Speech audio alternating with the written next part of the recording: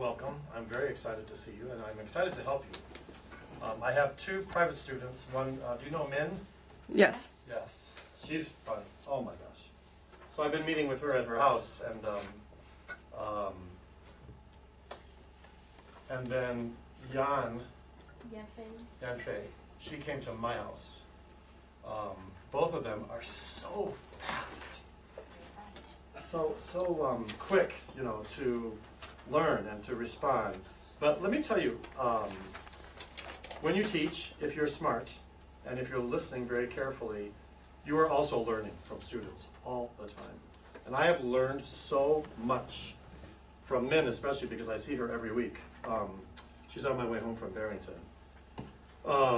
And just learned a lot about the issues, especially that the Chinese accent causes you. And also learn a little bit about perception of yourself. And so even though some of this is going to be repeat tonight, because we had that, was everybody at the Toastmaster class that I taught? You were all there? Yeah. Yeah, okay, good. So now I'm just going to slow down. And how many of you brought something to do tonight? 1, 2. Okay. So always be prepared. If there's time, everybody should have, in the 4 classes, everybody should have at least 2 20-minute times up here with me coaching you in front of the class. Everybody will learn so much from that. And you will, you know, be put on the spot, and you'll be fine. So I look at your sheet, the vocal exercise sheet, okay, that I just passed out to you. So I'm gonna get myself something to sit on here. I woke up with a cold this morning, but I feel quite a bit better tonight. I'm on drugs. Yeah. The first thing is to talk about breathing. Yeah. Everything about your voice has to do with breath. So let's just have a non-stressful quiz about breathing.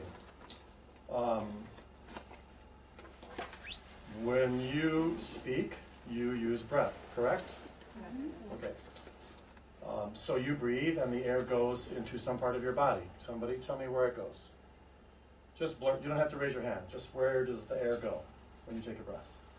Your lungs. Lungs. Very good. You'd be surprised the answers I get from my voice students. Okay. So, right, into your lungs. And why do we need air to make a sound?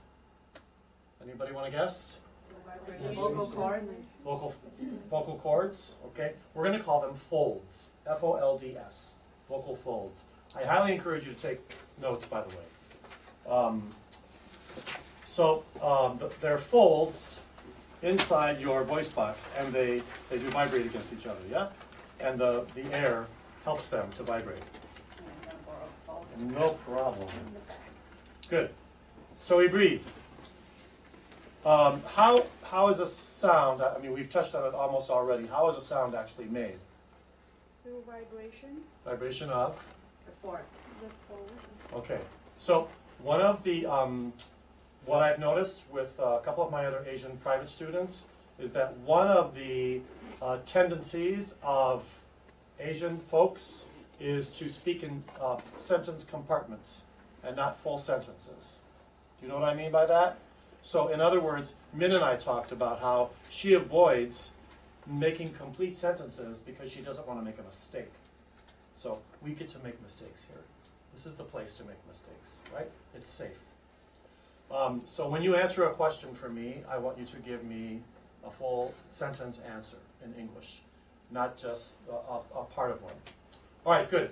So now we have this sound here, yeah? What happens to the sound before, like say it's your sound, it's your voice. What happens to your sound before it gets to my ears? Now it gets complicated. Complicated question. What happens to her sound before it gets to my ears? Through the air. Airwave. Is that a sentence? Give me a whole sentence. The sound transmits through the air to your ear. Okay, the sound transmits through the air to my ear. Does anything happen to it before it goes into the air? So I love the look on your face. You're thinking hard. So let's use the piano as an example. The piano is also an instrument. Your body is an instrument. So I hit a key. The key is attached to a hammer. The hammer hits a string. And what does the string do? It vibrates, right? Okay, it vibrates where? In the air. In the air? Inside the box, right? Okay, so it has to do that before it goes into the air to get to my ears. If you had to put a word, a descriptive, sorry, I'll get back up. And I don't want to have you messing with the camera all night. If you had to describe what the box does for the sound, give me some adjectives. What does it do for the sound? This is really important. Enlarge or It enlarges. It resonates. Guess.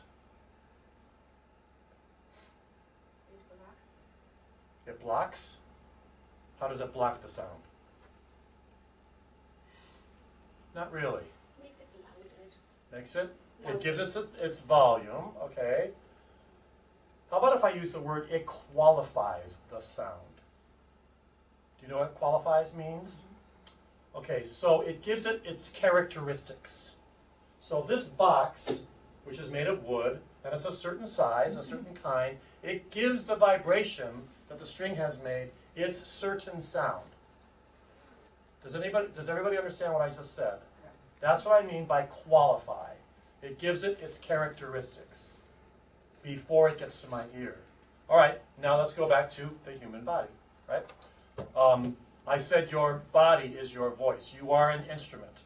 All of you are instruments. I know when I said that in the Toastmaster class, people looked at me like I was crazy. It is the truth, though. Your body is the instrument. Are you with me so far? Yeah. Okay, so your body, the shape, the size, however you use your body qualifies your sound. All right? So that when you speak, I want you to learn to be aware of your physical presence. I want you to learn to be aware of using your whole body. I don't want you to focus here. This is really important that you get this, okay? That you understand this. The reason why I'm saying that is because the folds need to receive no pressure from you mentally. We don't want you to push your sound. We don't want you to shout your sound. So you're going to learn in these 4 classes, you're going to learn a lot about it tonight actually.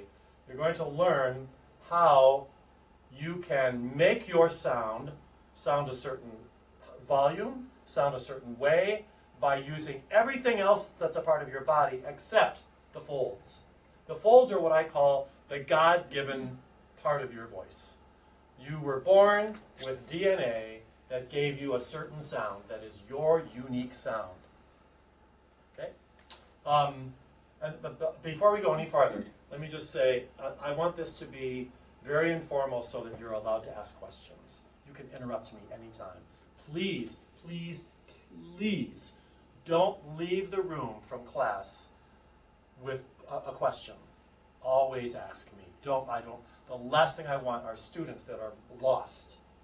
So you can say, Rod, I just don't have any idea what you're talking about. I'm lost. Could you repeat that? Could you talk slower? Well, just ask me, okay? Please, you're paying for the class. I work for you. All right. So now we have this sound, and we're going to learn what to do with it. But before we do, we're going to do some breathing. Now, when you're a baby and you're lying in the crib, do all of you have children? Have all of you had children? Okay. And you have children, even though your wife did the work. He has to do something too. Oh! Is he with you? Oh, no. Oh, okay, yeah. Yeah, I've been married for 44 years, and so sometimes my wife and I will have an argument, and she'll say, I gave you 2 beautiful children. And I go, you know what, that's not fair for you to talk that way, because you could not have had the children without something very important that I gave you. Yeah, Michelle likes that, okay? And so the discussion ends there. All right, so a child lays in the crib and is newborn, and it does a lot of screaming, eating, and pooping, right? That's what babies do. So the interesting thing about that part of that stage of development is that when they lie in their crib and breathe, it looks like their stomach is going up and down, doesn't it? Like big time. The stomach is the first really fully developed thing on a baby, besides its heart and brain, but they're not very big, all right? The heart especially is not that big, but the stomach is really big. Actually, it's not the stomach that's going up and down. Can anybody tell me what's going up and down when they're laying in the crib and they're just breathing? Anybody want to venture a guess? The diaphragm, absolutely. So the diaphragm is right here, right underneath my rib cage. And what is the diaphragm? I need to stand still, sorry. So I can be on camera. No, that's fine. Okay, so what is the diaphragm? Are you okay? Yeah. Right. I think the diaphragm is the one kind of works like a memory, but help push up and down to help expand the lungs or like contract the lungs. Okay, so you're right, it does go up and down, all right? But I'm asking you, we're going to get into the details. What is it? I'm going to give you some options. Is it an organ? Is it a bone? Is it a tendon? Is it a muscle? Muscle. It's a muscle, right? So when somebody says to you, oh, I breathe into my diaphragm, you need to say, no, you don't. When you breathe, the air goes into your lungs, which are way up here, actually. The top of your lungs and at your collarbone. Everybody thinks they're down. They're really up, nice and high, all right? Diaphragm's underneath, and when we breathe, naturally, like that baby in the crib, you breathe like this every day, all night long. When you're talking, when you're eating, whatever, your diaphragm is gently going down and out to allow the air to fill your lungs. And then, even though you're not a bad person because you did this, but we're never going to use in this class the word push. We don't want to push anything or force anything. We want to be free to be natural with our speaking, which means understanding how we do it all the time. So, well, I just took a big breath, right, because I had talked a lot. And when I did, I felt my diaphragm, my muscle, push against all the way around my body against my abdominals. So is the diaphragm, would you call it a voluntary or an involuntary muscle? In other words, can it move, but can you make your diaphragm move? Yes. How? Just breathing and pushing down. No pushing. No pushing. We're gonna have a jar, a 50-cent jar. I did this when I taught my class for the other Toastmaster group. I threatened to bring a $1 jar if they used the word push. Yeah, and they stopped using it right away. They didn't want to spend any money. It was too fun. Okay, so go back to what you were saying about the diaphragm. It will be expanded. Right. With the volume that we breathe in. There's no. Oh, do you mean how much air you take? Yeah. Right. Okay. So the diaphragm. What the question that I asked was, can you move it? Can I say to my diaphragm right now with my brain, like I can say to my arm, move? Can I do that with my diaphragm? No. No. No. It is moved by the air. Right.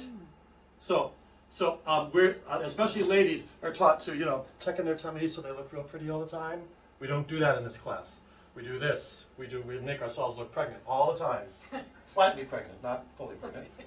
So we're going to relax this area. What is this area? People, especially guys, want to have a six-pack of what? Muscle. What are they called? Abs. Abs. Right. So can we move our abs? Or do they move on their own too? Yes, we can. We can move our abs, right? So paper and pencil down. Everybody stand up. And we're going to do some exercises. So my plan is to do a little bit of talking and reorganizing of what I talked about at Toastmasters. Take like a 5-minute break, and then we'll see how many individuals we can get in. Maybe 4. We'll see how it goes.